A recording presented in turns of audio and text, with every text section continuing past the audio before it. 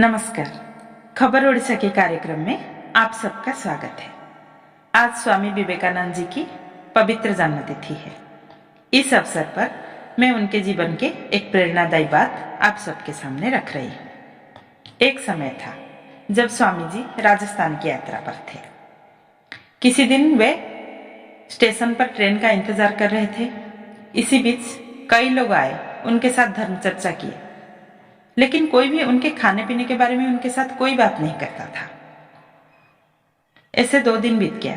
तीसरा दिन सबके जाने के बाद एक दलित आदमी उनके पास आया और पूछने लगा, स्वामी जी, आप इतने लोगों से बात कर रहे हैं, लेकिन किसी ने भी आपके खाने पीने के बारे में कोई बात नहीं किया। मुझे बड़ी तकलीफ हो रही है। स्वामी जी ने सोचा कि शायद ईश्वर गरीब के भेष में उनके पास में आए हों। उन्होंने पूछा, क्या आप मुझे कुछ खाने के लिए दे सकते हैं? गरीब आदमी ने बड़ी विनम्रता से कहा, मेरा मन तो करता है, लेकिन क्या आप मेरा बनाया हुआ खाना खाएंगे?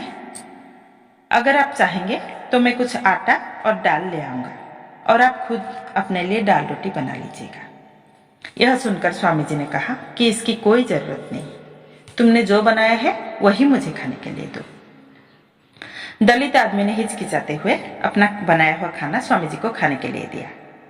स्वामी जी ने कहा, अगर इस समय देवराज इंद्र ने भी मुझे सोने की थाली में अमृत लाके देते तो भी मुझे उतनी तृप्ति नहीं मिलती जितना तुम्हारे इस खाना खाने के बाद मिला है।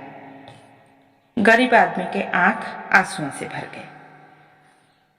स्वामी जी की एक दलित के हाथ से खाना खाने पर कुछ लोगों ने सवाल उठाया।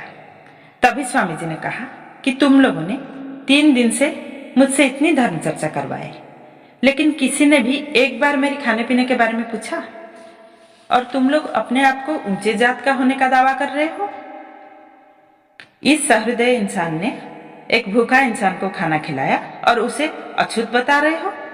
शर्म आनी चाहिए तुम सबको।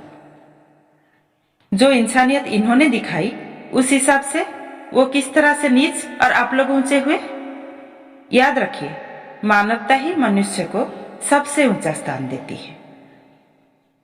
ये थी स्वामी जी की उच्च विचार की कहानी। धन्यवाद। Bureau report, Raishree TV, Odisha.